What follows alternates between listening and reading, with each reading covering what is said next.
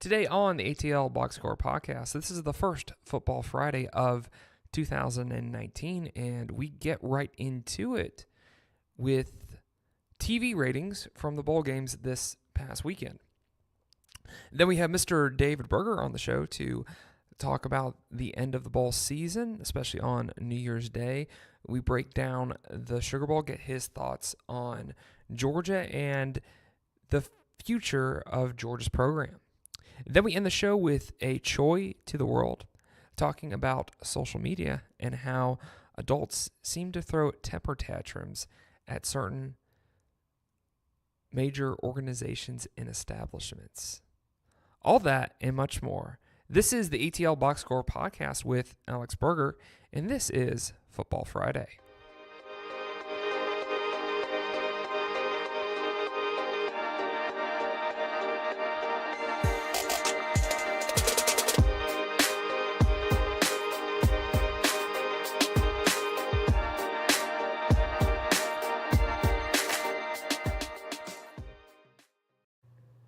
Now, you guys might be wondering, how does a podcast that just recently started, what do I use for recording space? Well, I actually use a place called Spaces, and I go to the center that's Spaces Midtown East, and I use their resources that they have here to create my podcast and to put it out there to the world and to do other business-related things, and it's pretty much my home base to grow my business and my product that I'm developing for you guys. And if you want to check it out, I have Steve Choi with me, who is one of the regional managers who manages a lot of different centers, also with Spaces and the Regis brand, to tell you more about Spaces Midtown East.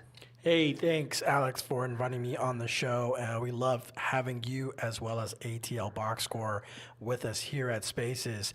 I want to invite anybody, all your listeners, to come in and take a test drive. Let us know that Alex sent you, and we'll give you a free 5-day test drive to Spaces, which is a hybrid, collaborative, and private workspace location. We're all over the world, particularly here in Atlanta. We have 5 locations, and we'll be opening 2 more soon here. So I am the area manager. Come on in. We offer private offices as well as 8,000 square feet of collaborative space for our members to come in and check it and just be productive. So again, come on in. Let us know that Alex sent you and the ATL Box Score, and we'll go ahead and set you up for 5 days free. Well, thank you, Steve. Definitely appreciate you. Definitely appreciate your friendly staff for helping me out and giving me all the resources I need to be successful. If you want to know more about Spaces Midtown, they are just a block north from the Fox Theater. I know all you guys know where the Fox Theater is. They're just a block north from the Fox Theater, and I'm going to put the website in the show description, so you have no excuses if you're like me, trying to start your own business or your own brand. Check out Spaces Midtown East.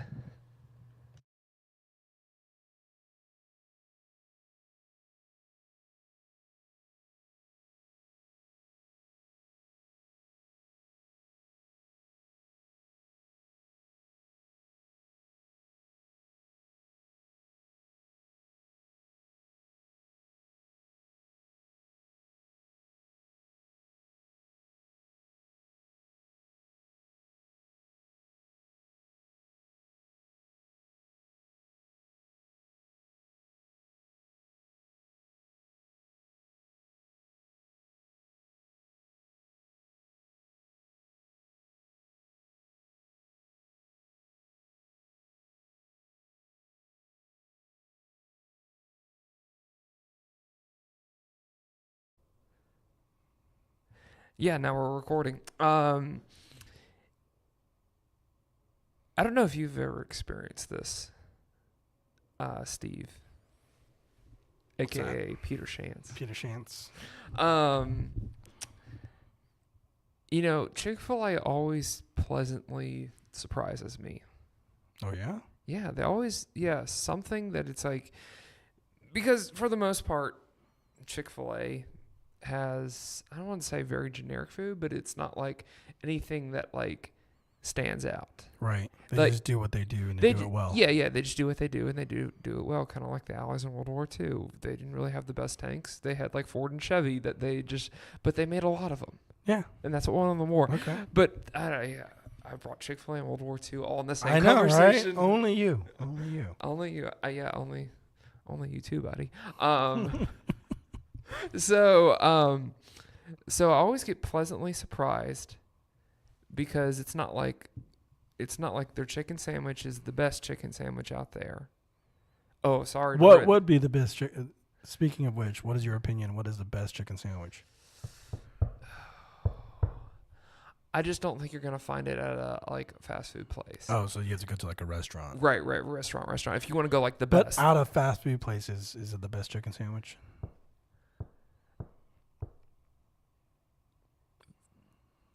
I would probably say no. Whoa. But it's one of those things that it's like, it's kind of, for me, it's one of those things for lunch that it's like I choose Chick-fil-A because I know what I'm getting, right, and I know what the expectation level is. Standard, yep. Right, and it's kind of bland enough where I can, I'm trying to build up Chick-fil-A too. Yeah, I know, man. That's good. So I'm trying to build them up. We're going to get there eventually, but Okay. Way to sell it. Yeah, but we're being completely honest, but it's like, it's kind of like a McDonald's hamburger. Like, I know what I'm getting. Right. And it's not this like gourmet type of thing, and I don't think people should have that expectation. But something about But it's the same every time you get it. Right, it's the same every time you get it. It's good. bland enough where I can like put sauce on it. Sure. That's why they have so many sauces. Like, I think I don't think they were trying to. Sense. I don't think they were trying to make the best chicken sandwich. I think they were just trying to make a nice environment. Okay. A nice family. I think it's good. Yeah. I mean, I think don't get me wrong. I think it's good, but it was like, you want to compare it to like the best. I don't. Yeah. I don't know how many restaurants sell chicken sandwiches, right? So obviously you have your Wendy's. Wendy's has a good chicken sandwich. Right. McDonald's has a chicken sandwich. Obviously, right. Burger King, all that stuff. So out of that tier, I think it's probably the best chicken sandwich. People said on social media that the Zaxby's chicken sandwiches are better, but I'm not necessarily want to talk about chicken sandwiches per se. I more want to focus on their breakfast, because their breakfast. And how they pleasantly surprised you. Right. Breakfast is kind of like how it's they. Pretty bomb. Yeah.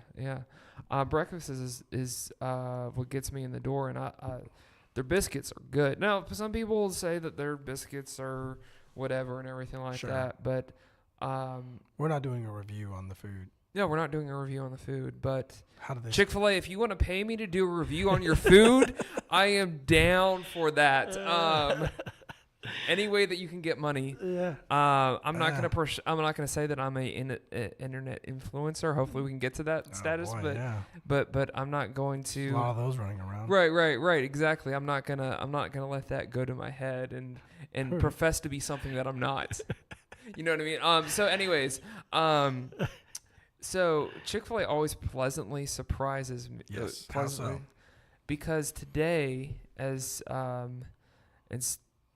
Steve is well aware of this, every Friday I get Chick-fil-A breakfast, because usually Fridays are a long day for me, putting the show together and everything that Friday brings.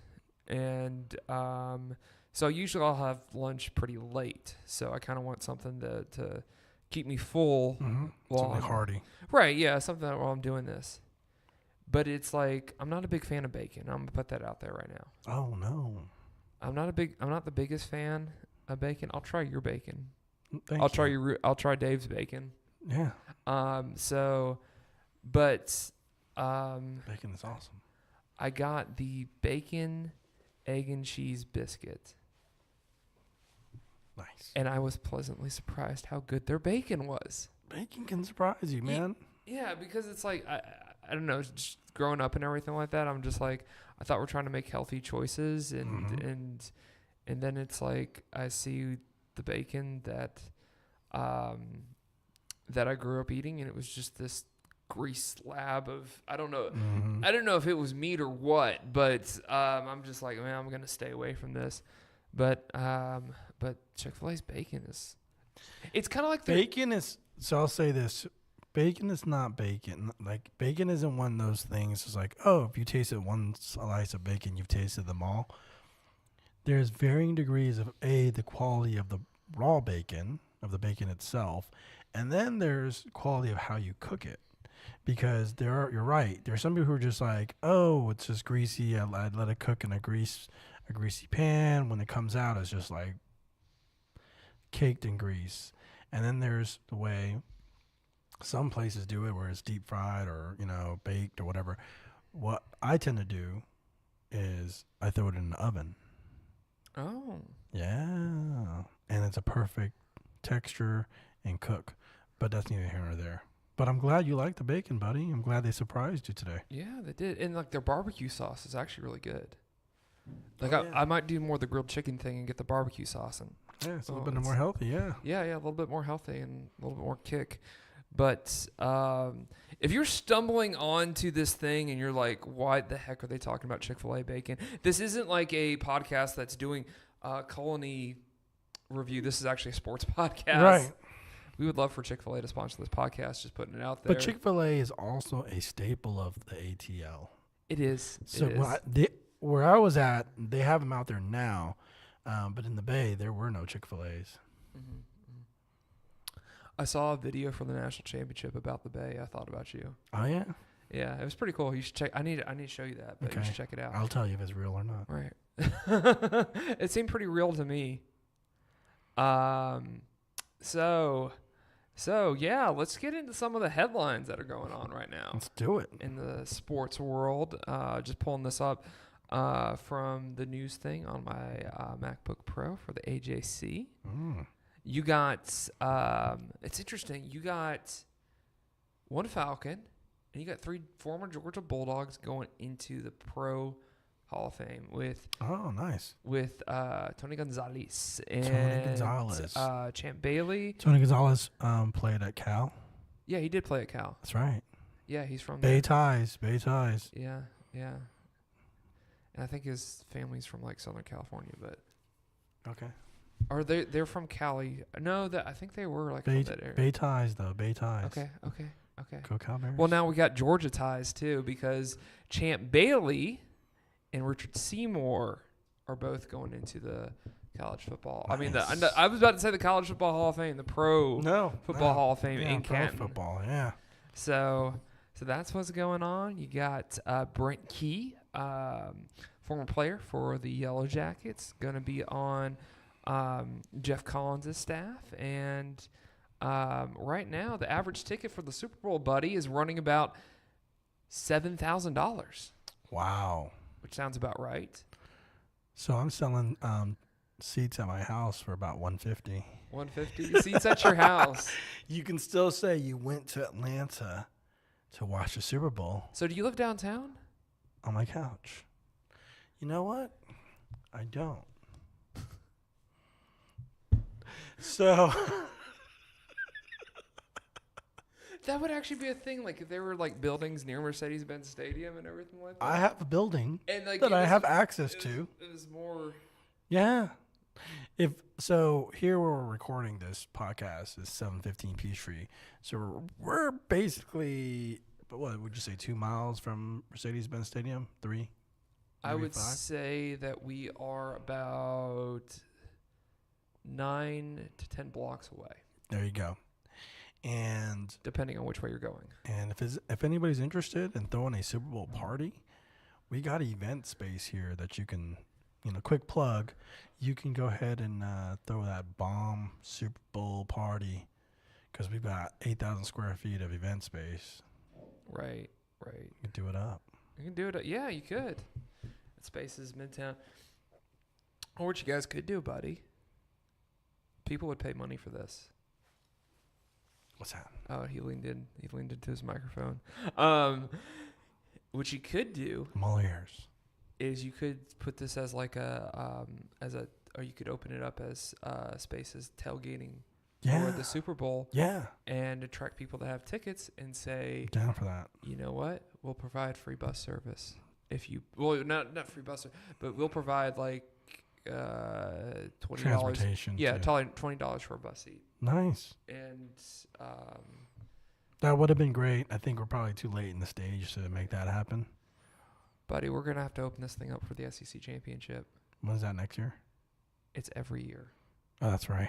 We need to take advantage of that. We really should, because this Spaces is a great place. Right. And there's so much space, and it's really convenient. And especially too here in Atlanta, that no matter who's in that game, that there's always going to be some alumni contention that lives here. Same thing with the Super Bowl. If the Pats are in, let's put out that. I think you're not really going to find a lot of Los Angeles Charger fans. Maybe people that lived in St. Louis that live here that still kept up with the Rams. Yeah. Did I say the Chargers? You said Chargers. That's my dyslexia coming Well, out. the good news is, I mean, that's what's great about Atlanta.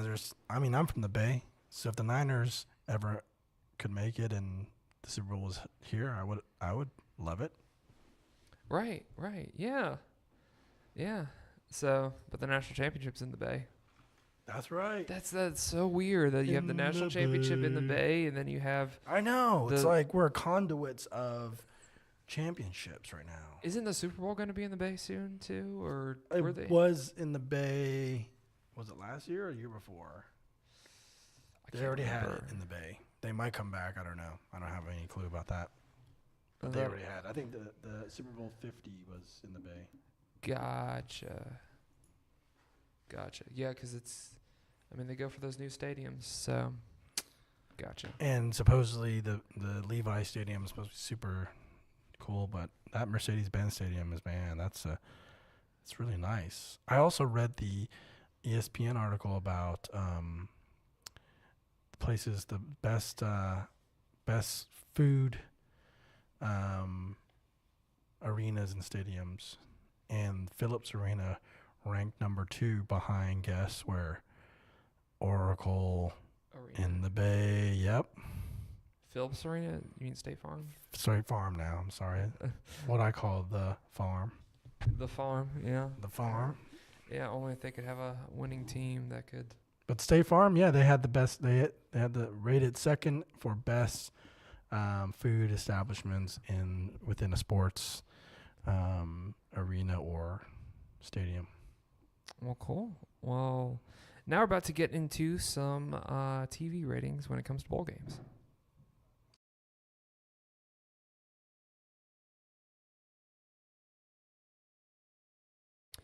Well, the bowl season is finally ended. Now we just have a national championship on Monday. I have a lot of mixed feelings about that. Sad that college football's over. Still, this week has been really weird and really just straight depressing weather-wise. Because there's only been one day. There hasn't been one day this week that it's been sunny, right? Not. I don't think there has. I mean, it was sunny Saturday, and New then Year's Day seemed to be decent. Yeah. Okay. New Year's Day. I'll give you that. Okay. Yeah. Still, I was inside the whole time. That's usually like my New Year's thing. Like New Year's thing is like I'm just inside watching TV. Right. Ready for the Sugar Bowl. Ready for the Sugar Bowl. Ready for a bowl of sugar. But yeah, this has been a weird week for me. New Year's at like the beginning of the week, just threw off my schedule. But I have TV ratings for you that I thought we'd get into, just to see where the numbers. Yeah, where it shook out. Yeah, how did it shake out? Who's actually really interested? I mean, this is the year where college football was really popular last year, just because you didn't know who was going to win, and a lot of things were up in the air, and Alabama losing to an Auburn team, and you thought Auburn was really this great, and then they turned out not to be so great. UCF going undefeated, and going into 2017, you really didn't know who the contenders were going to be outside of Alabama and Clemson, and so there were a lot of traditional teams that kind of took their power, and but this year was pretty predictable. It's not a surprise that Clemson and Notre Dame are in the national championship. Clemson, Alabama. Clemson and Alabama. That's right. I get on Notre Dame wishes they were in the national championship. True. They were lucky to make it to the playoffs. Right. They haven't had a national championship appearance In a minute, yeah. They did back in the 20s, though, when there wasn't a national championship. Rudy. That was the 80s. Oh, my bad. Four Horsemen. That was that time and place. But I got this off the AJC, and it talks about TV ratings for the bowl games. And I feel like for the most part here, because it was mainly just here in the Atlanta market, these are decent ratings. They're not something that, stands out, that just kind of jumps off the page. But the average household, you had like over give me a minute with numbers. You've had over 500,000 households watching the Sugar Bowl on Tuesday night across ESPN, ESPN2, because what they end up doing for especially bowl games like that is on ESPN. Since you have all these other channels, you have like the game, then you have like a sub. It's still like they're showing the game, but it's like some other different commentary. Like you have a bunch of coaches in one room, like we're in right now, talking about it, and then you have another channel. You have all these different camera angles, and you're getting like updated stats and everything like that. It's pretty cool. You're going to see the same thing for the national championship. So that's why they say across ESPN, ESPN2, because of those things. Now, this doesn't surprise me that much that with the Orange Bowl, you had a rating of 17.4. So I'm assuming TV, this is my first time diving into TV ratings. I'm assuming 100 everyone's watching, which nowadays in TV is pretty much impossible unless we become a communist country. And you have to watch the one channel. Right, the one channel. I mean, even like with like the State of the Union that's gonna happen in like the next month or so, that's gonna be on 4 networks, and that's probably gonna get like a 50, 60-ish rating because it's on 4 networks, or it's on all like the news networks. You know what I mean? So, but this one was only on 2 to 3 networks, and that got us 17.4. The Cotton Bowl with Clemson and Notre Dame, it's got a 15.9. So interesting. I could see that. I could see people kind of turn off their TVs early for that one because it's pretty predictable. No one likes to watch a blowout unless you're rooting for that team. The Rose Bowl. Now, the Rose Bowl ratings have to have been down from last year because the Rose Bowl last year was just one hell of a game. 2 overtimes. That's must-see TV. Yeah, that was definitely. And the thing about the Rose Bowl, too, it's in a prime time slot on TV. But plus, last year's Rose Bowl was part of the playoffs. True. But still, like, my thing is more it went into 2 overtimes. And, yeah, the playoff thing had a lot to do with it. Sure. But I think both having those 2 ingredients, playoff, 2 overtimes. Right. That's being a competitive game and initially being the draw of it being a playoff probably helped. Right, and having a Heisman Trophy winner in that game too. Nice. Yeah, nice. Now the Browns quarterback. So that rating was a 12.5. The win for LSU over the defending national champions, that was a 9.4. Then they also talk about the SEC championship game that when the SEC championship game played first week in December, that was a 33.9. Wow. Because a lot mattered in that game. That's huge.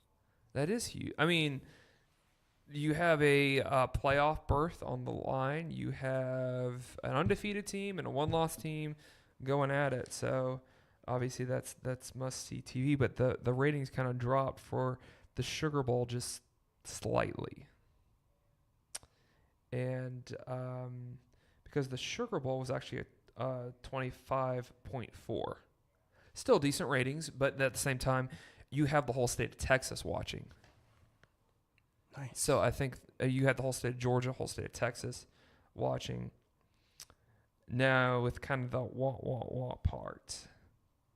The Falcons' final game against Tampa Bay, that was at a 12.6 rating. Wow. Yeah, not that many people interested. I mean, I had it on because it was just because it was. I mean, all the good games were coming on later that afternoon. All the games that had, that mattered, right? That had some playoff implications, right? But it was on. But I was really kind of once again disappointed that the Falcons almost lost that game. Right. The squints. But I mean, this is where the state of the Falcons are because that people are watching that in Tampa, and so 12.6 you have to factor in. It makes you wonder, out of that percentage, how many Falcon fans were watching. I would say take that 12% and give it about like between 8 and 7%. Yeah, over half for sure. Right, because I mean, Tampa fans are used to this, and they give up on their team in mid-October. I think I read something where someone said Tampa has no fan base. Pretty much. Yeah. Pretty much. Oh well. Yeah. They did when John Gruden was there. Well, Tampa's where Atlanta was a couple of years ago. They have a lot of good high school talent. Okay. And a lot of them go to other places. Then you have someone like Aaron Murray, for example, who is the Atlanta Legends starting quarterback for the Alliance Football League.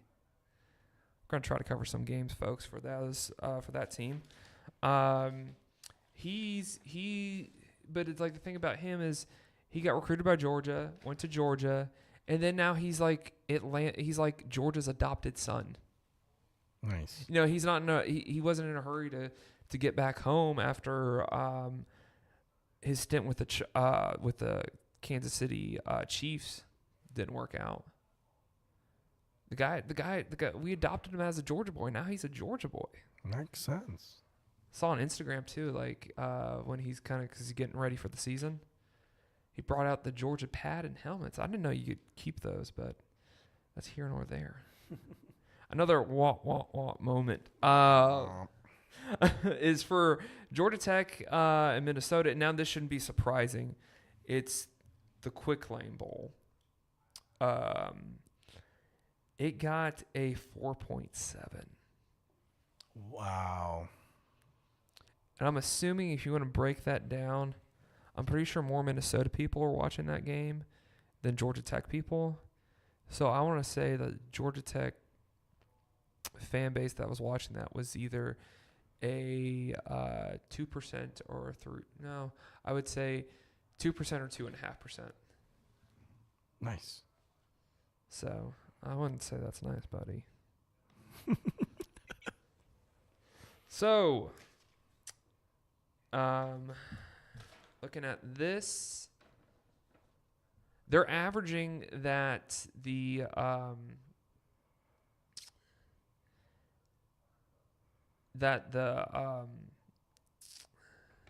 national championship game, especially in this market, should have pretty much the same number of households that were watching the Sugar Bowl, between that 25 to 30% range, which I could see that, since not a lot of people are going to go to that game that are Alabama fans and Clemson fans, and that's been something that, like yesterday on PTI on ESPN that they brought that up. So, in summary, the Rose Bowl got 12.5, the Fiesta Bowl 9.4. Peach Bowl, I don't think we brought up the Peach Bowl, did we? No, we didn't. We didn't bring out the Peach Bowl. By the way, Orange Bowl 7.4 and Cotton Bowl 15.9. Peach Bowl, and this is kind of sad to say, got a rating of 7.8. Wow. And no one was in that stadium. Like, if I really wanted to, I felt like me and you could probably go there if we wanted to see Florida just destroy Michigan. And the sad part about that was, too, that Florida didn't show up and show out. It was more Michigan people that didn't want to put up with the snow that made it down to Mercedes-Benz Stadium. I think that makes sense, though. You're right. I mean, I would. Yeah, a lot of people that have bowl games down here in the South, they want to come down here and get out of the snow and stuff. Yeah, so it's a I don't blame them. vacation. It's a little trip. Right. So these are okay numbers. They're not really impressive numbers. I think this is the state of where college football's at. And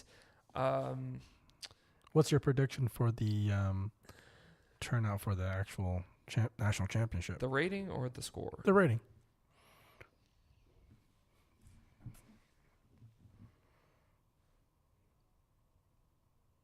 $32.5. 32.5, and do we know what it was last year? No, I don't have that data in front of me. I'll look it up. You'll look it up. But do you think it'll be higher or lower than it was last year? I think it'll be higher because no. So here's what it got last year between Alabama and Georgia Bulldogs. 16.7. 16. Okay, I could see that. So again, the SEC championship was a 33 and 16.7, guys. Well, it's kind of SEC championship is one of those things. Major. It's major. You have all eyes from that area tuned in and all the SEC. Right, because it's kind of a mini national championship into itself. Okay. And it's going to produce one of the teams that's going to end up playing in that game. And then it's kind of like, oh, we know how this is going to go. Right. Well, so 16.7 between Alabama and Georgia last year was actually a 9% jump from Alabama and Clemson, which was 16. I could see that. So what do we anticipate now? Now that you know that, what do you anticipate this year? Do you have a new number? Or you still think it's going to be 33? Let me change it down. Okay, I'll go 28 actually. Wow. So my prediction, and I'm just throwing it out there, I'm not an expert like you. My prediction is going to be 15. 15. Well, it's kind of one of these things too that it's like they don't want to travel out there. Well, they're definitely not going to go out there. So you're right. So probably more people are going to watch. And it's like both of these teams have already won national championships. Right. So like, this is sort of like a rivalry. Sort of, but it's like it's been there, done that, thrown up type of Sure. deal. But these are the two best teams in the last 5 years. Yes. Consistently. Yes. Consistently, right? Yes. Clemson, you can argue about. That's well, at least What they this won year. 3 years ago, right? They won 3 years ago. And then they got beat by Alabama the year before that, right? It was a back-to-back. They got beat the first time. Which was what year? That was 2015. Right. They got beat the first year. Right. And then Clemson's mantra was, get back to the national championship and let's prove that they were wrong. Sure. And then it's like they beat them the next year, which almost went into overtime. So Nice. That was 16. Right. So it's like. So this is the third time they're playing each other. Right. And Clemson has an easier road than Alabama does. Just because of the conference and everything like that. I'm just saying, like, in terms of added intrigue into the game, this is a rubber match where it's, they both took one against each other. So this one kind of, gives the other one bragging rights and kind of defines dominance. But obviously Alabama's been dominant over the last 5 years, ever since Saban took over. Mm-hmm. The crazy thing is, though, here's the crazy thing. What's the thing?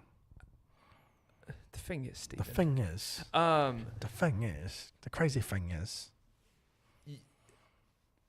First of all, I don't think you know who the head coach, what his name is, and I'm probably going to have to repeat this. But Dabo Swinney is probably going to be the next head coach for the Alabama Crimson Tide. Oh, you think? He's an alumni, and he's in the good old boys club. So when Sabes leaves, he'll probably take over. Right, and he's proven that he can win a national championship, and that's what you want at Alabama. Hey, guess he deserves it. Right. And yeah, so that's the thing. That's the thing. That's the thing right there. That's the thing. With the TV ratings, and now we're going to bring on David Breger and breaking down the rest of the bowl season, get his thoughts on the Sugar Bowl, and who does he think from Georgia's going to come out and go pro and forego their senior season. This is the ATL Box Score podcast with Alex Breger.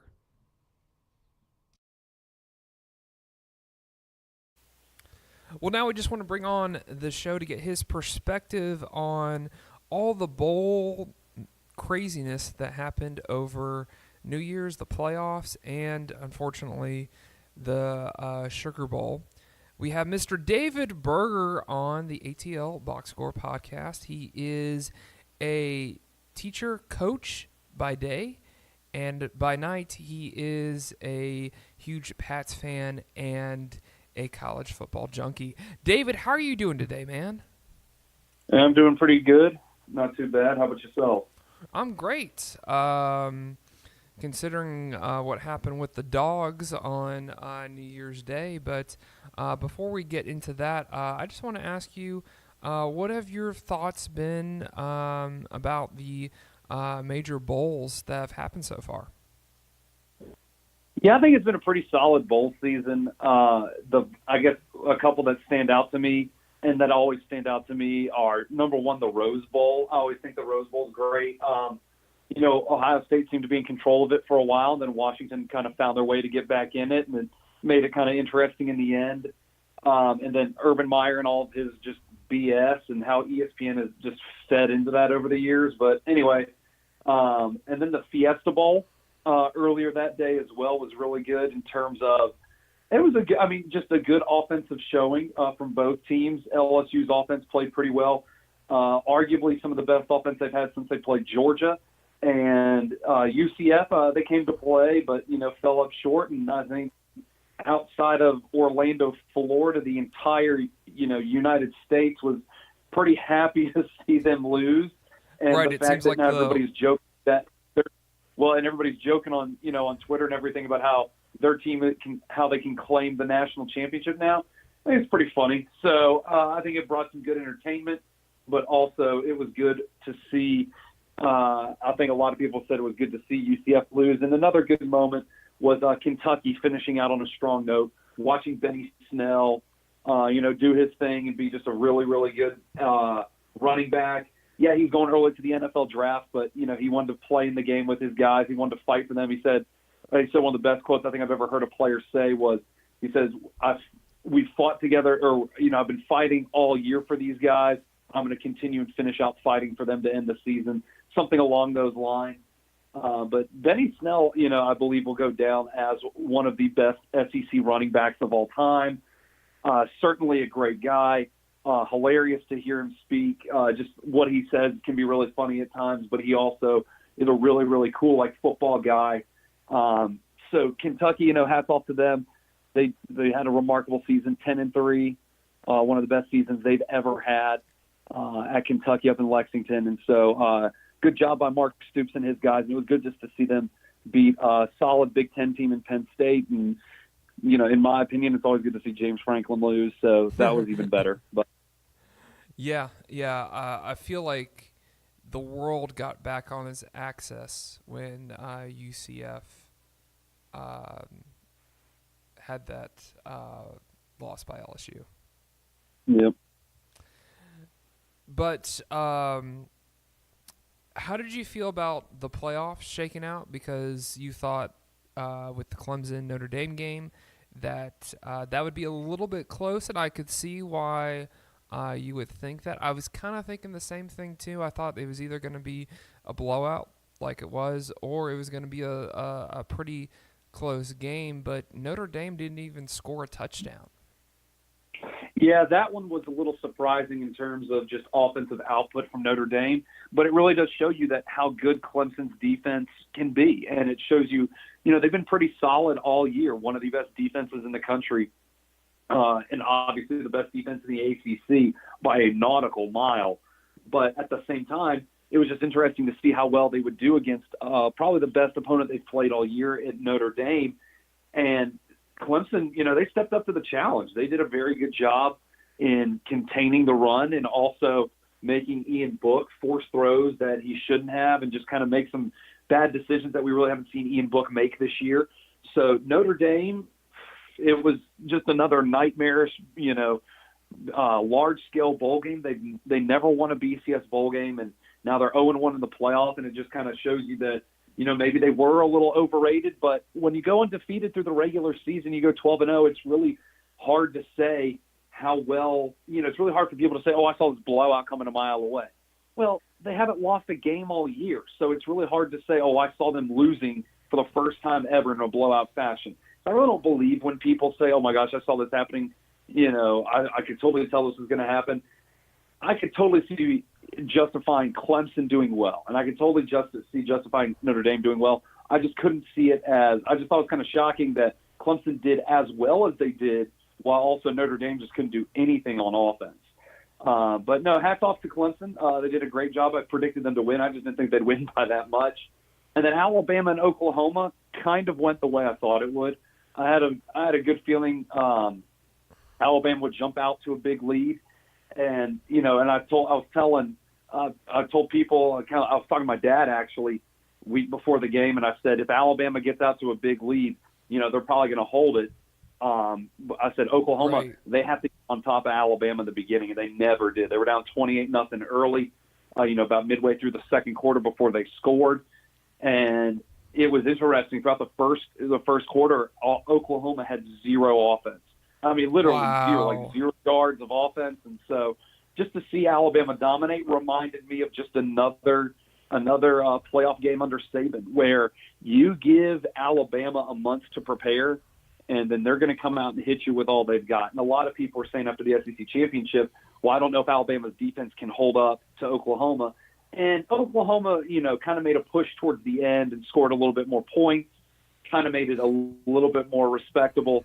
But at the same time, I'm like, Alabama just came out swinging. I mean, they basically just took a baseball bat and beat Oklahoma senselessly in that first quarter and just did whatever they wanted to. I mean, first play of the game was a 50-yard pass to Deontay Thompson.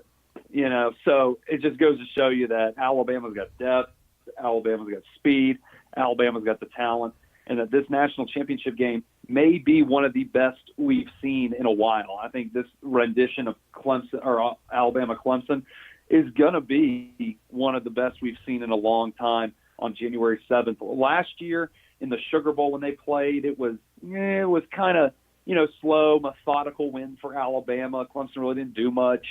And everybody's just kind of watching like, okay, yeah, Alabama's just going to keep winning. But then in the national championship game in Tampa, when Clemson won, Clemson won in the final 30 seconds. And then the year before that, it took, the onside kick, and it was a very high-scoring game out in the desert in Arizona. So I think this one will probably be in the mid-range, about, something like 38-35, 31-34, something like that. But, no, I think this game will be pretty good. The defense, I think the offenses will score. But, again, it's going to be the defenses that step up. And so which defense is going to step up the best? Both defenses stepped up pretty well in their playoff game, but this is going to be the biggest challenge by far for both teams this year.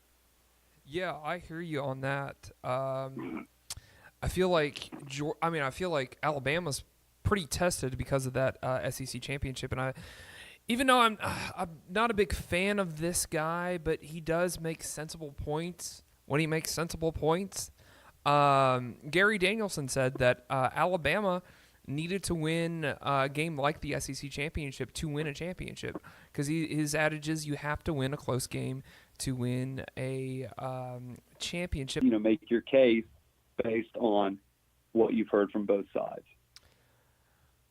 Well, now unfortunately, we have to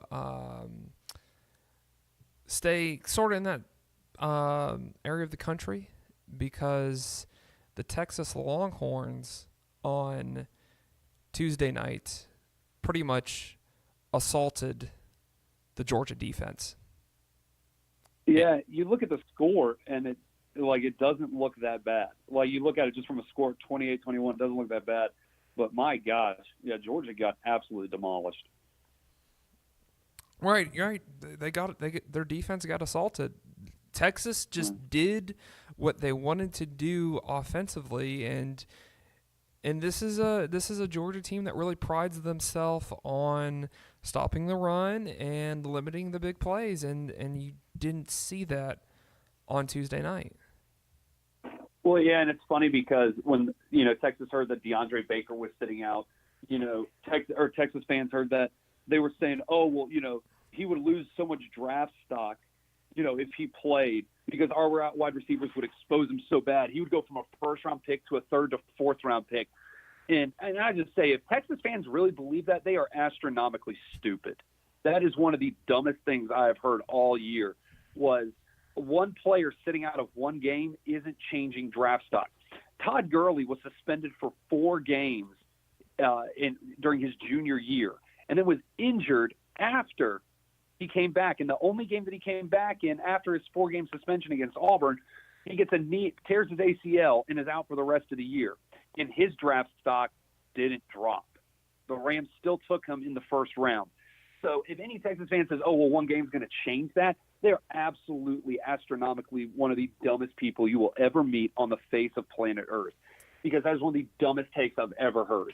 Mr. Jim Thorpe. Yeah. Mr. Jim Thorpe just gave him security with draft stock.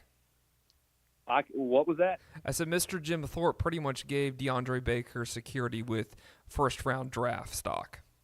Yeah, well, in Texas's wide receivers, it wasn't the passing game that hurt Georgia. No, it wasn't. It was the running game. Exactly. Sam Ehlinger scored all their touchdowns on the run, on the ground.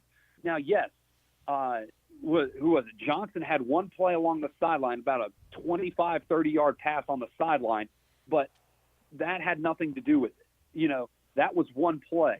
And then he had the 2-point conversion. That was about it.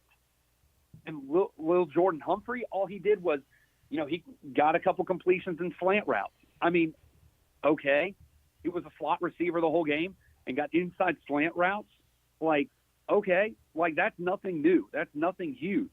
They're wide receivers. They're tall. They're big. They're physical. They're good. Yeah, they're good wide receivers. Don't get me wrong.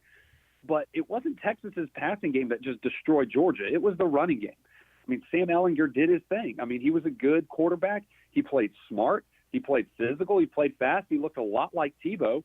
But at the same time, Texas fans, it's funny how they were like, oh, our passing game will kill you guys. I'm like, no, not really. From arguably in the second half at times beat them more on the pass, and at least the last two scoring drives for Georgia beat them more through the air than Ellinger did all game. The play calling was great for Texas.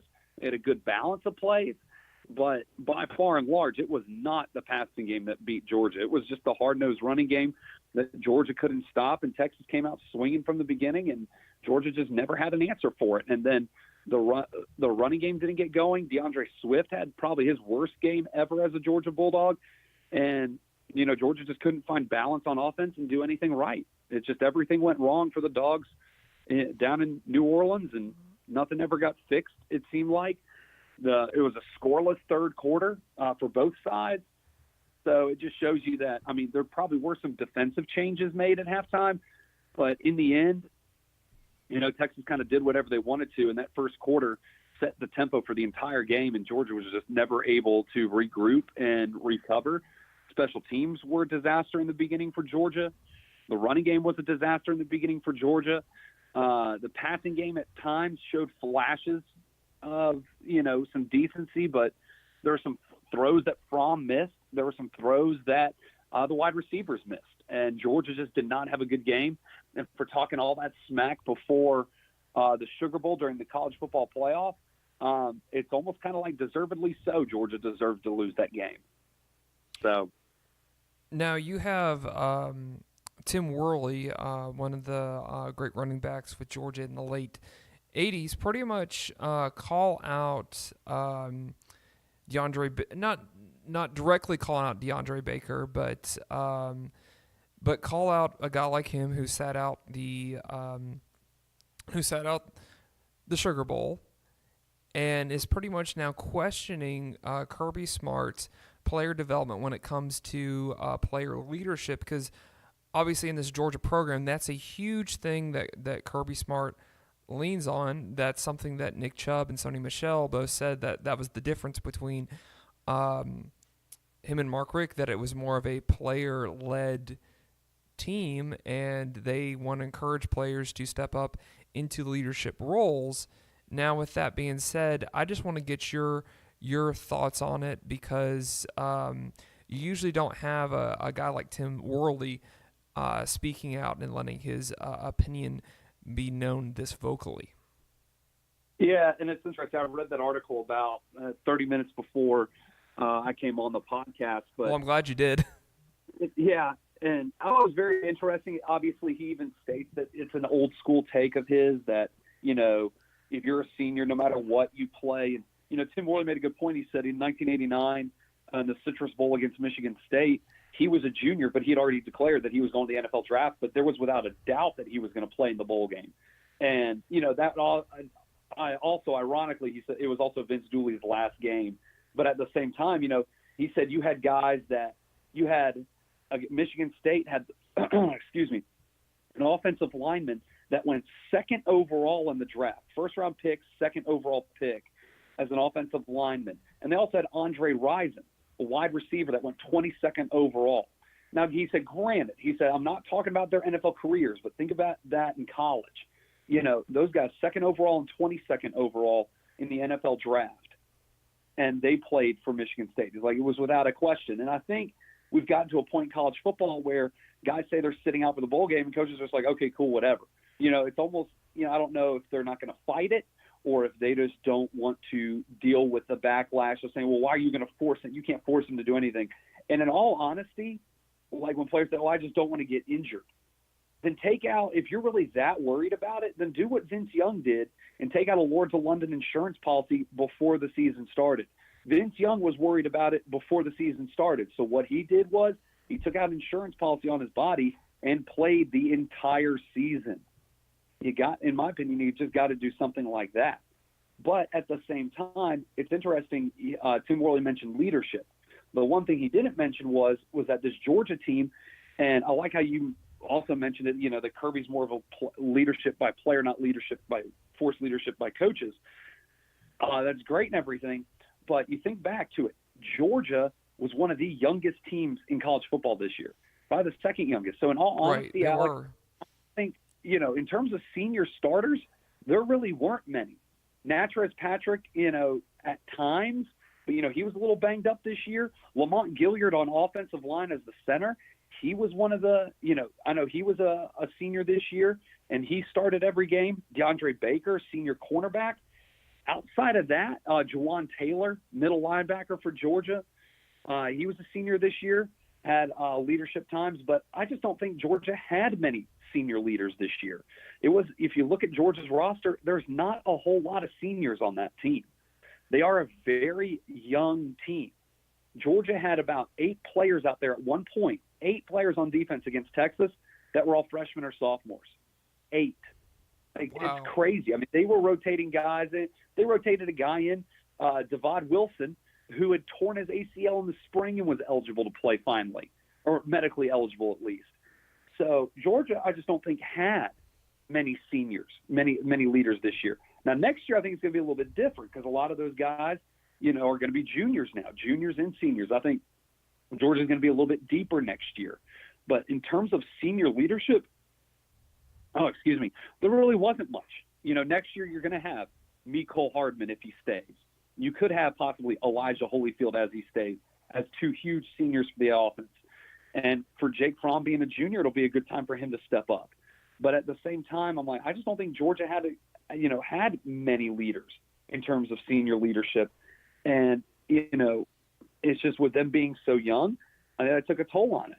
And in terms of the Sugar Bowl, though, Georgia had to rotate a lot of people in and out on defense. They really didn't have to do that on offense. So the offense, that's on them. The offense, that's just on their poor execution. I don't necessarily agree with play calling because I think some of these plays were drawn up pretty well.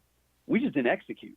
Right, Georgia just did not, from offensive line to the quarterback play to at times the running game to the receiving. I mean, blocking downfield at times when we needed it, blocking on the interior line when we needed it. So, Georgia just got flat out manhandled on offense. And I think defense, you can make some, not necessarily excuses, but some reasons to point to, well, they really didn't have anybody that had much experience. Okay, I get that. But offense really has no excuses. They have no excuses for the performance the other night in New Orleans. And so Tim Whirley, he makes a lot of good points. And it's interesting about leadership. But at the same time, I just don't think this Georgia team, and especially you can now retrospectively look back, had, a lot of leaders like they've had in the past. Like last year's squad, those 2017 seniors, there was a ton of them. You're talking about Nick Chubb, Sony Michel, Lorenzo Carter, Davin Bellamy, and that's just 4 big ones right there. Not to mention all the other guys, Cameron Nisley, punter, who came in as a graduate guy. He had tons of depth in terms of senior leadership. Georgia's best SEC championship teams in the past have all had great senior leadership. Even with 2002 Mark Richt, 2005, Mark Richt team, DJ Shockley, being one of them. Terrence Edwards in 2002. In 2017, last year's SEC championship team, I just rattled off 4 big names right there. But at the same time, this team, not a whole lot in terms of senior leadership.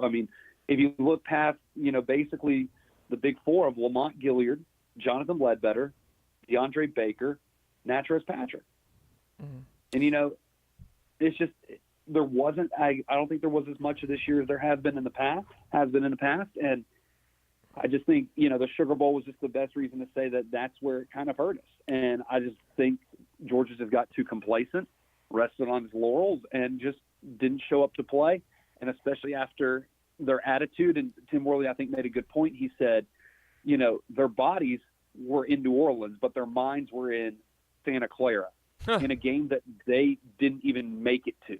Right. They all wanted to be in the playoff. It was like, well, I'm sorry, you should have beaten Alabama.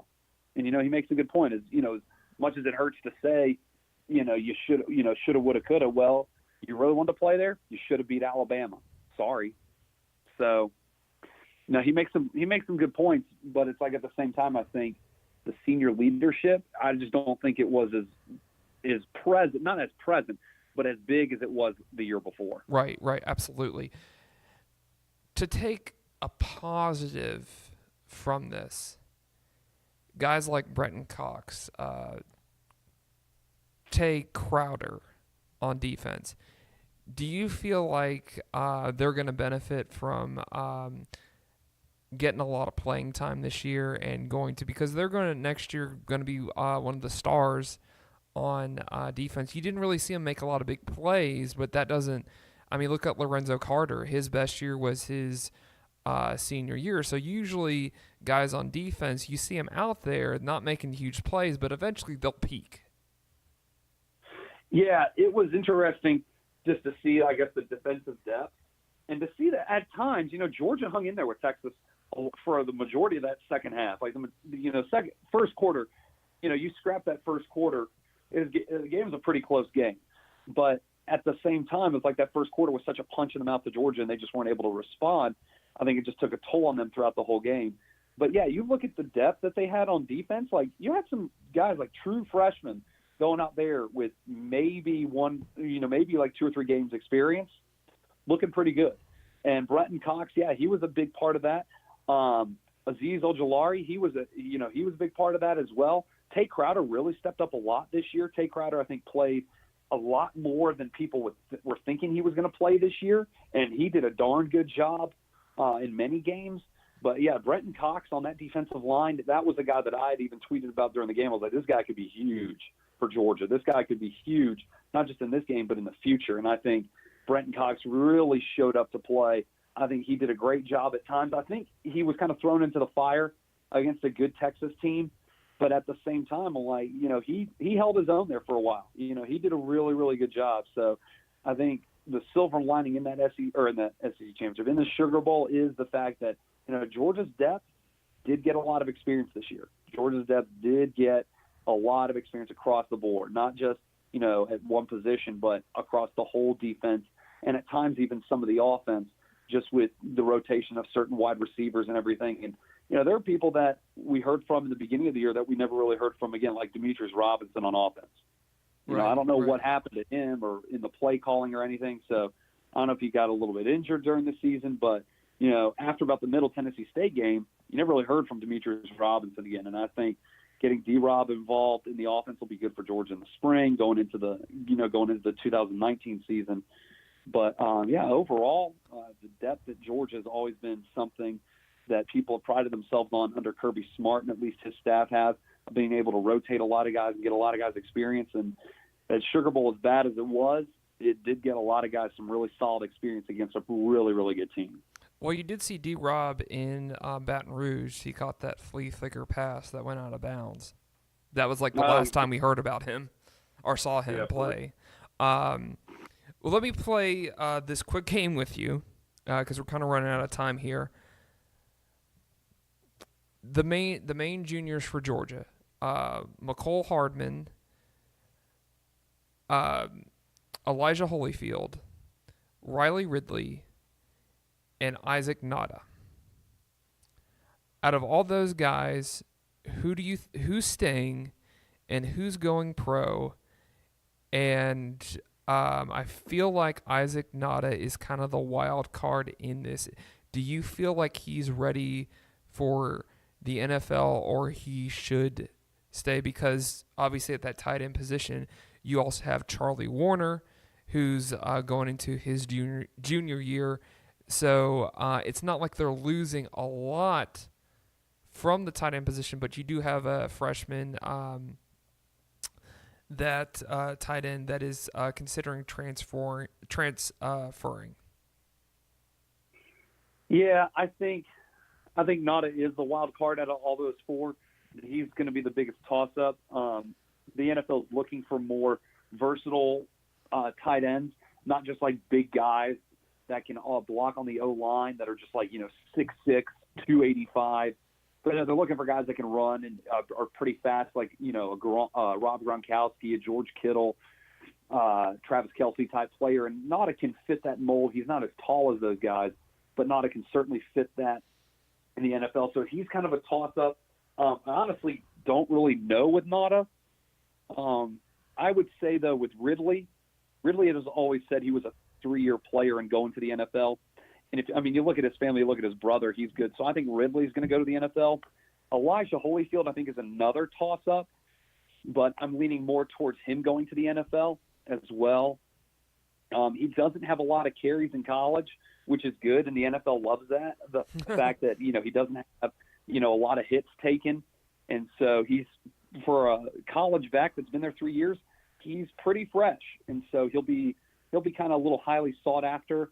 And just with how much he's, very much, he always falls forward. He hardly ever goes backwards. So with him falling forward, I think just his mentality and his speed and his power, Holyfield, I think, will do pretty well. So I think he's probably gone.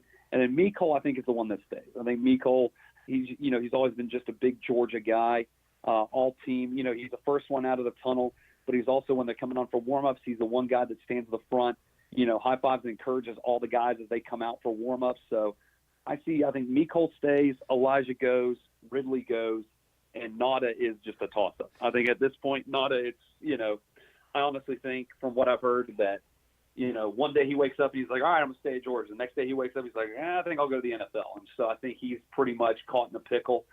So that's how I think it is. I think Mecole stays, Elijah goes, Ridley goes, Nada, just depends on the day.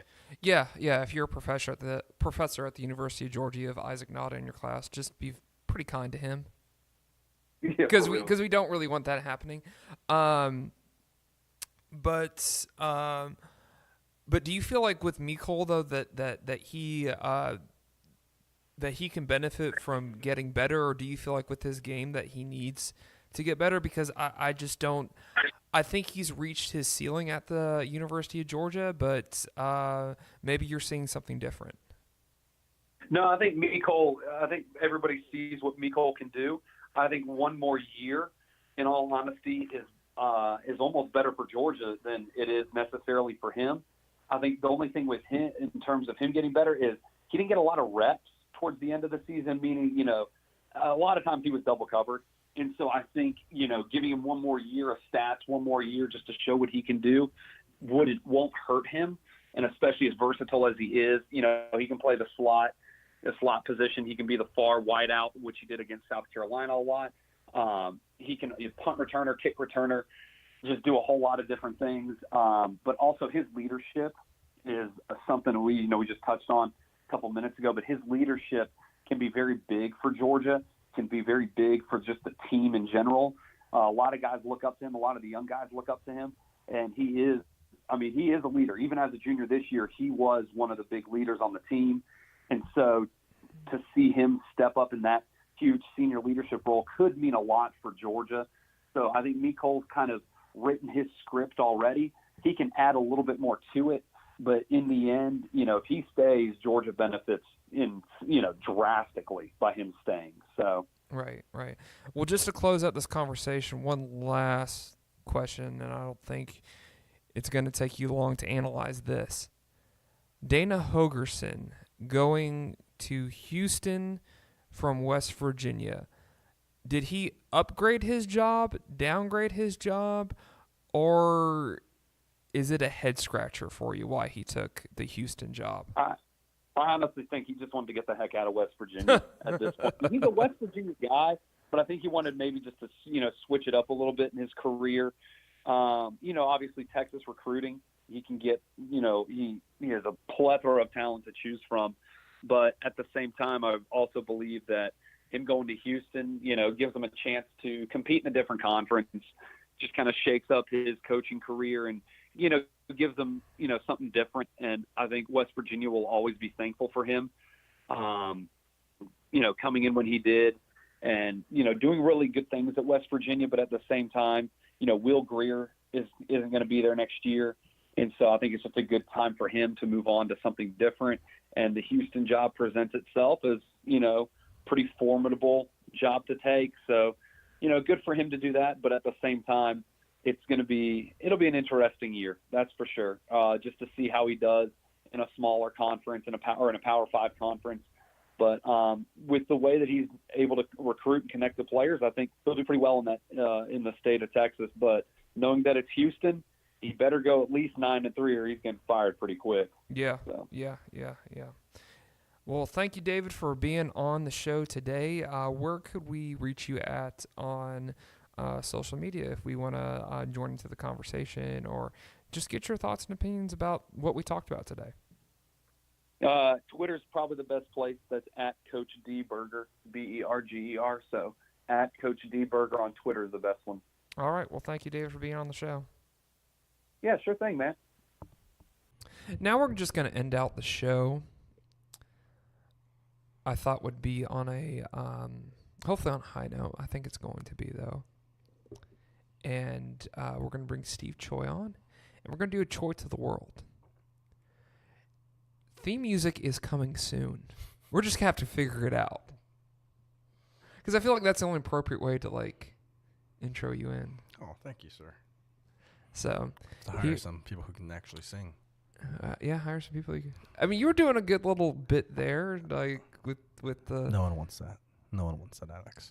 I would disagree. But yeah, thank you, sir. So yes, this is Choi of the World. So sometimes Steve. I wonder if we should just call this Grumpy Choi because it feels like I'm just being grumpy about things. So let's do like 10 choices. 10 choice. I'm getting tongue tied. Let's do like 10 choice of the world, and then we'll reassess where we're at. All right. How about that? 10. That's a very decent chain here. So this is 3 right now. Oh, nice. Oh no, it's 2. Yeah, 2. No, I think this is. You're right. 2. Yeah. Okay. See, we've done George Bush and Marvel, recyclables, and how you almost killed yourself. Right, and then this is the third one. This is the third one. Gotcha. No, hey, those are all me being grumpy, aren't they? Yeah. Well, this one's not and gonna remember, 2 children are listening. This one's not going to be much different. I guess Choi to the world. Choi is just, I'm just one of those guys. But on today's episode, what I want to talk about is how to be a responsible citizen on social media. Oh, snap. Hell yeah. Oh, yeah.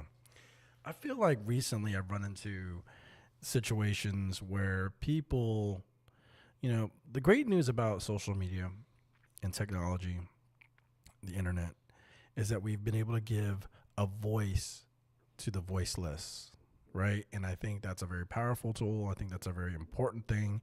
I think that allows people who have never been heard before to speak up, and now we can learn and discover new things from people who have never been heard before.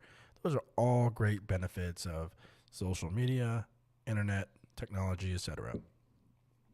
But with all things, people come out of the woodwork to take advantage of these resources and platforms, and they are not responsible people. And it's just like everybody. Let me back up. There are people out there who feel like, you know what? I don't know the difference between right or wrong. So I just live my life on what I want. And if you don't give me what I want, I'm going to raise hell. And how I feel at the and time. how I feel. So I think, and you all have probably noticed this, there's this trend now that if you don't get what you want or what you think you deserve, regardless of whether or not it's factual or deserved, you will complain. Oh, yeah. And you will shout to the world on social media. Welcome to American consumerism. There was 2 things that happened to me personally that I would like to talk about. The first was there was in my job, what we do is we provide space for professionals. It's not free space, but it's space that anybody can sign up for. And so we have all walks of life that utilize our space, and I welcome that. As a matter of fact, I feel like I do a good job in encouraging and fostering that type of atmosphere at this location or any location that I manage. Neither here nor there. There was a situation where someone was utilizing a space that I did not manage, but it's part of the building, and was asked to leave because they were basically loitering. And that person somehow got my name because, of course they felt like I was attached to that space, but that wasn't. And nor did I manage the people who have escorted that person out of the building. But I listened to this person's complaint because that's what I do. And this person was saying things like, I can make this go viral. And I'm thinking, okay, so we're not even We haven't even gotten to the point of what is your issue. Let's talk about it. Let me tell you where I stand on it, and let me tell you how I wasn't involved in it. It went straight from this is what happened to me. I got escorted out, and I can make this go viral.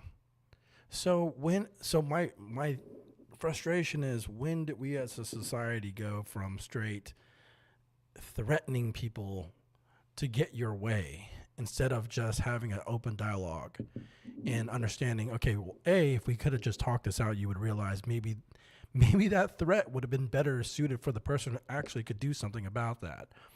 But you're so prepared to toss out these threats because here in today's society, everybody's walking on eggshells and worried that they're going to go get called out on something. Because perception is the law around here, Like, if we perceive you to be a bad business, regardless of whether or not we found out what you did was justified or not, we're going to go ahead and slam you because you're going to be found guilty in the court of public opinion. And so you have these people out there nowadays who realize their voice and their strength and their audience, and they take advantage of it. So, for instance, you'll have people who, for whatever reason, want to complain about any kind of service they have. If you look through their Twitter feed, you'll see, or their Twitter history, you'll see multiple complaints. And it's like, so what? So I guess just the world just craps on you then, right? Because no business has ever done you right. Because accordingly, apparently on your Twitter history, it's you're always running to somebody's always trying to do you wrong, and they're complaining. And then the bad thing is we give in as companies and say, oh, how can we take care of you? Because supposedly the customer's always right. And again, I think you can talk to anybody that I've ever worked with, I've ever dealt with, and I feel like my customer service is pretty high. But at the same time, there's a right and there's a wrong. And I'm 100% ready to own up to when I'm wrong, but I'm also going to call you out when you're not right. And that's that's my biggest issue right now, is just people are not doing what they're supposed to be doing, and they're being irresponsible on social media because they have the power. Totally agree with you.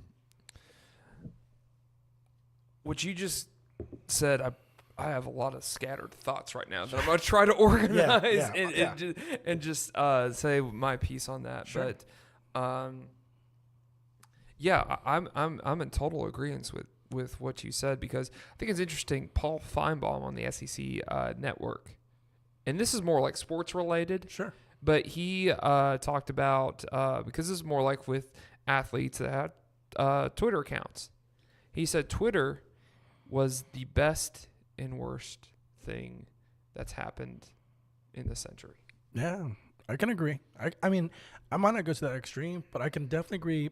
It's like, remember when you used to watch old cartoons and the villain, like, or for what the premise of the story or the episode is, some scientist designed something cool, but then the supervillain gets it and then turns that thing that was designed to be, a positive impact on the planet, they use it for bad, right? So they always say, that weapon is great until it falls into the hands of somebody that's evil. It's sort of like that with Twitter and social media. It's like, yeah, it is a great platform, and it can be used for a lot of things like education and informing people in news, and again, providing people a voice that never had a voice. And to push the show. And to push this show. And to make funny comments. But when you use it irresponsibly, like shaming other people or calling out people when you have no real reason to call them out, or again, threatening people, or when, bullying people, all these things that people use that platform for, it's sad, because it's like, oh, this is why, as far as we've evolved as humans, we have so much further to go, because we're still not at a place where everyone can respect each other and people acknowledge what's right and what's wrong. The thing that I'm still kind of hanging on is when you said that person, as I've heard this story before, Right. You know the story. Right. But it's like at the same time, guys, threatening to go viral. Do you know how hard it is to go viral? Yeah, some there have been people that have done that with just one YouTube video, one tweet, one whatever.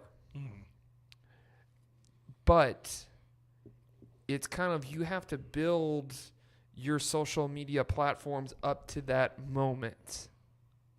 It just doesn't happen overnight. Going viral now in this day and age with the internet, because I make my living on the internet, this show has not gone viral, sadly. But it's like, since a lot of people now are on the internet, a lot of people have social media accounts and everything like that, it's a little bit harder nowadays to go viral. 10 years ago, if you had the right tools and the right content, yeah, it was pretty easy. But people, you're not going to go viral overnight. You have to build a resume to do that. I will say this, though. I agree with that, except that there are these hot button topics nowadays that if you can automatically get lumped into that wave because everybody's talking about it. So, for instance, with that situation, I could have been Lobby Larry or somebody, oh, this guy's kicking us out of the lobby, right? And again, that's not even how it went down, but it's just one of those things when... Well, it's kind of just like with that stuff. We've heard so much about this in this past year. You heard about the thing in Philadelphia with the guys getting kicked out of Starbucks. Right. So it's just like, it's kind of like, I hate to say this, it's kind of like a school shooting. Sure. Like, the first time you hear about with like Columbine, it's terrible. Right. But then it's like the second, fifth, 10th time you heard about it, you're just like desensitized. Exactly. But moreover, not only are you desensitized, there are more people now who are trying to resort to something like that in order to get out there or get what they want. Because ultimately, for that person and for the other person I'm talking about, that's all they really care about. They're not looking to change society. They're not looking to make a difference in the world and change the infrastructure. They're not trying to better a service so that way the next person that signs up doesn't have to experience the same thing they did. They're not looking to do these things. They're not advocates, consumer advocates. All they're looking to do is look, hey, I screwed up. I know I shouldn't have been sitting in that lobby. I know I had no business sitting there. The person asked me to leave. I didn't want to leave, but now that you made me look some kind of way, I'm going to go ahead and make you feel some kind of way. You know how this kind of, I really feel like how this all started pretty much. And I'm going to throw out a sports analogy. Go ahead. To you. LeBron James back in 2010 saying, I'm going to take my talents to South Beach, having the thing on ESPN, right? Blah blah blah. Right. Blah. Say what you want about LeBron decision, James and everything right. like that. The decision, because he was never recruited out of college. But since he did that, people like me were kind of like, well, this is kind of stupid, and why is this on TV, right, yeah. and why is this over the top, and everything like that. But what we forget to do as a people, especially where I'm at, it's kind of, this is going to affect other people. And this is going, even though I'm just like, this is stupid, people are going to be like, oh, this is awesome.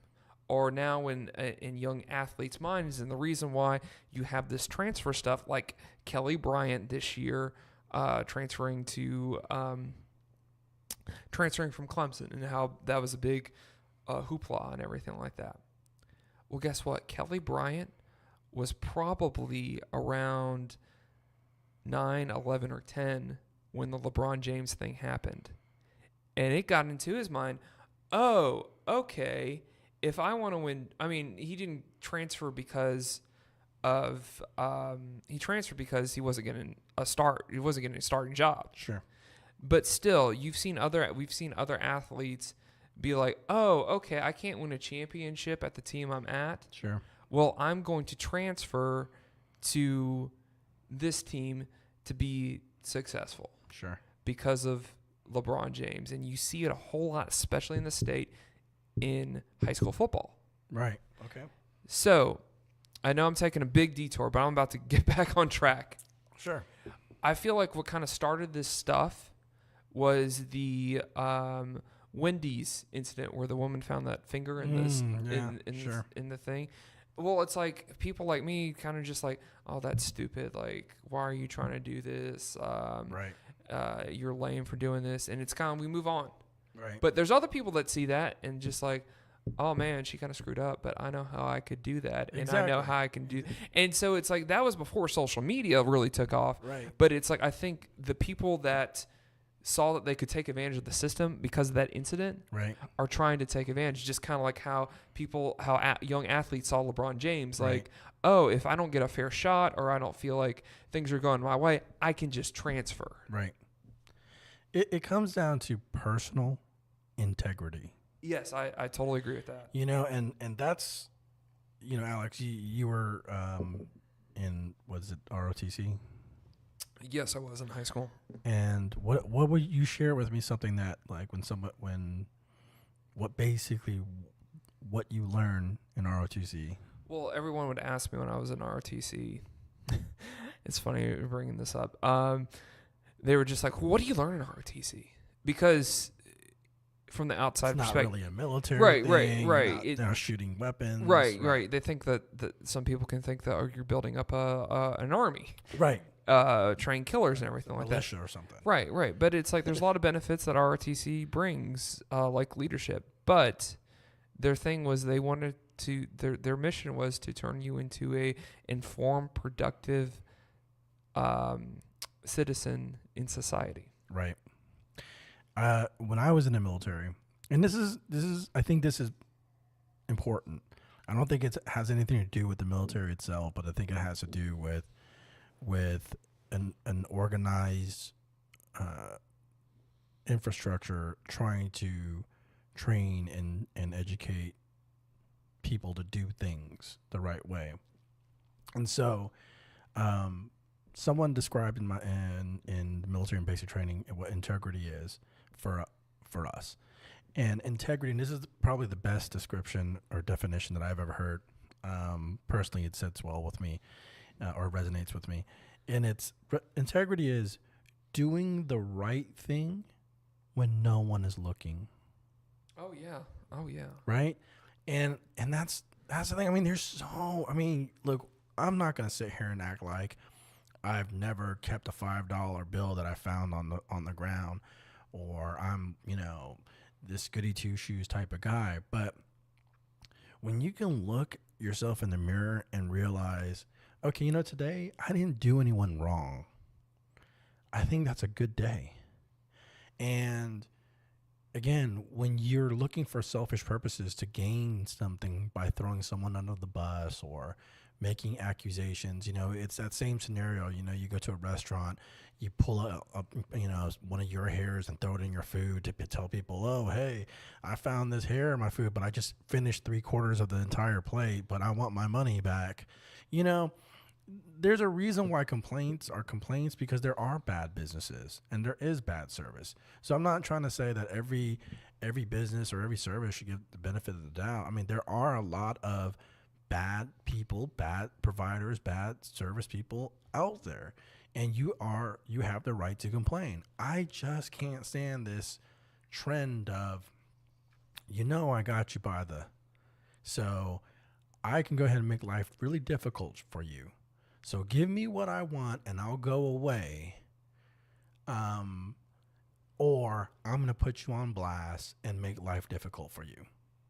One last thing, comparison analogy, and that we'll talk about, and then I'll end this grumpy choice to the world. There's a lot of complaints about the tax system, the tax code, right? And we've heard about people getting away with not paying their taxes because they know all these loopholes, right? And in essence, so, I had a conversation with a friend, and he's like, I think people are geniuses when they're able to figure out the tax system and not pay any taxes. And so at first glance, yeah, that makes sense, right? Oh, yeah, because if you're so smart that you know how to circumvent paying your taxes, that does sound like somebody that's smart. It sounds like somebody who is has figured it out and they're doing a good thing. But then when I think about it deeper, I think, okay, taxes, we pay taxes for reasons, whether you agree with it or not. The law of taxes are to pay X percentage of whatever your income is for a specific reason. Okay. Again, you can agree with it, you can disagree with it, you can like it, you can not like it. I'm sure a lot of people don't like paying taxes, but that's what the law is. To change the law, that's where you go through, your voting process and you get your representatives to help change the law to your favor. So there's a process to this, right?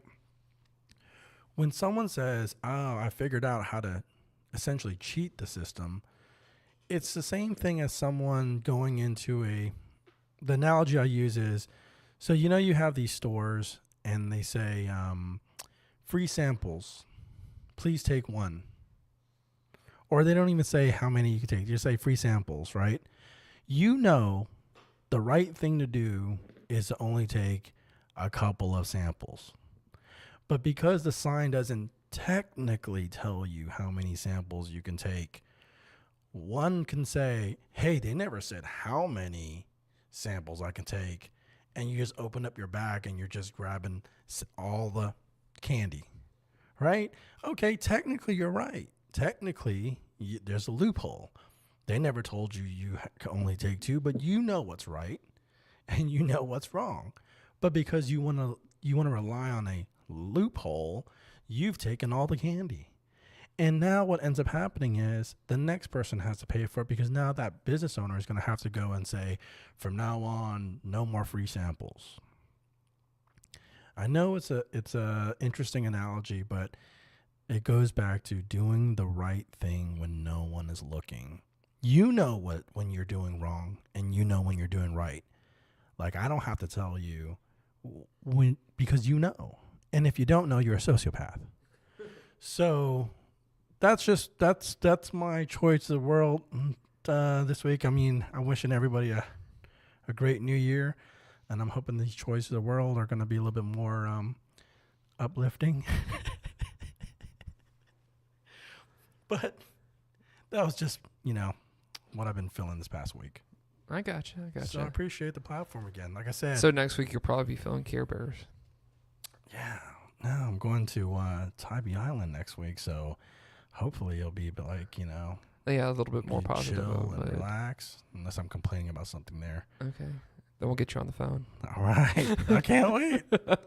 Well, thanks, Steve. Remote Choi to the world. Well, thanks, Steve. That was Choi to the world. Well, now we're just going to end the show, and I got some sad news to tell you guys about, unfortunately. I said in one of the podcasts that it's like, oh, yeah, we're going to do the show before we go on our winter break and everything like that. Well, we really didn't have a winter break. So right now, we're just going to, we're going to go on a little bit of a break at the beginning of the year for about 2 weeks or so we can kind of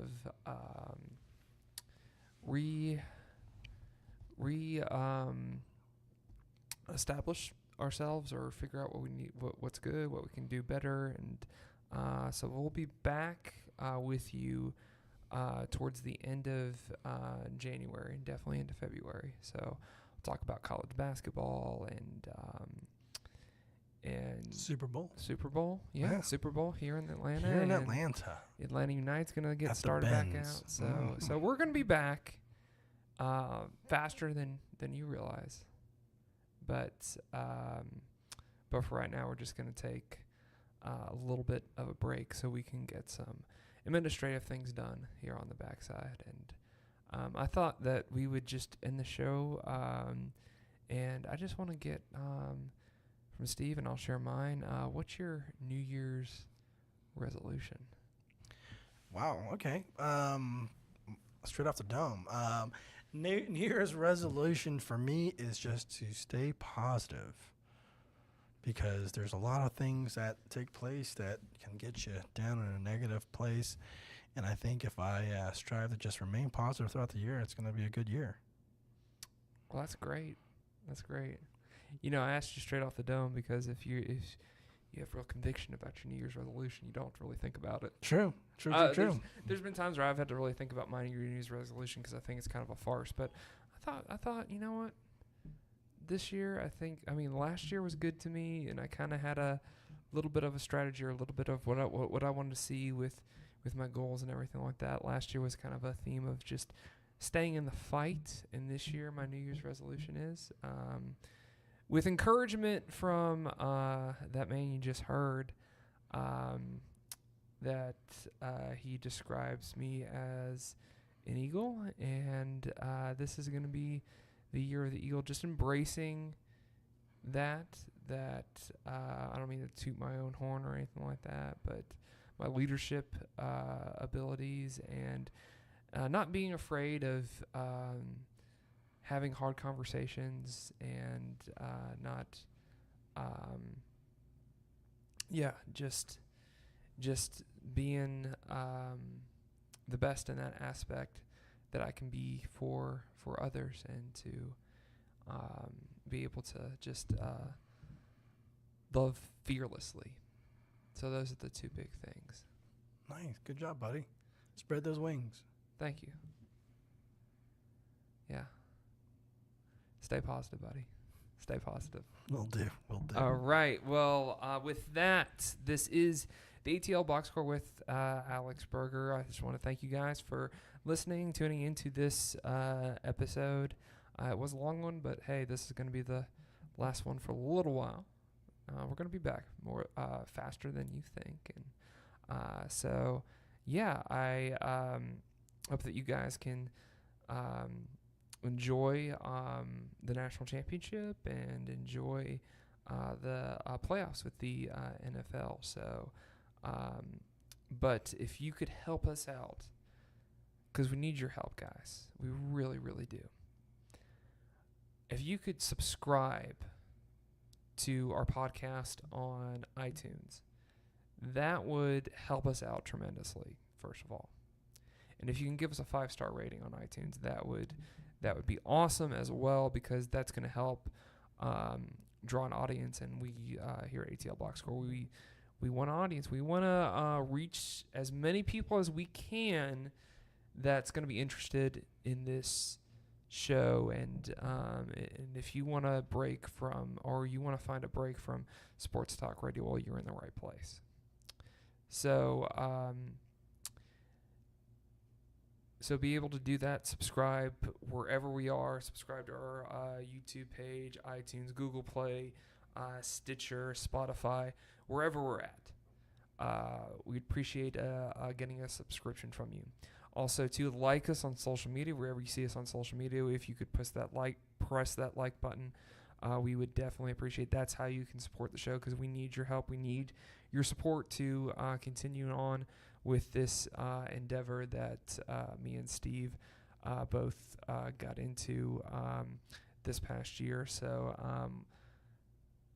we would just definitely appreciate any way that those are the ways you can support the show right now from a digital standpoint. And definitely, we want to hear from you guys in the comment section. We want to hear your opinions or something that you want to hear. I know I said this in the last podcast I did, but if there's something out there, that a topic that mainstream media is not talking about, or an angle that you want to hear talked about, put that in the comment section, because we'll highly consider. I know no guarantees, but definitely want to get your opinion on what you guys think of the Atlanta sports community. So put that in the comment section, because we definitely want to hear your guys' opinions, because this is for you. This is for the sports fan, and this is why I got into this business, because I'm a fan, first of all, and I enjoy talking and watching sports. Not because I wanted to meet athletes or to get famous or whatever motivation. I just wanted to talk about sports and get paid for it. And that's why I'm doing what I'm doing right now. So that's our motivations here at ATL Box Score. But we definitely want to hear from you guys in the next episodes, and we're gonna get you guys ready for the meat of the NBA season. Atlanta United's going to start up. The Braves are eventually going to start up. We're going to have Masters Week. I know Steve's going to be excited for Masters Monday. Masters Monday. I saw an advertisement on ESPN about it during the Bowls. But anyways, we definitely would appreciate your support. This is a longer outro than I wanted, but episode 15 is out.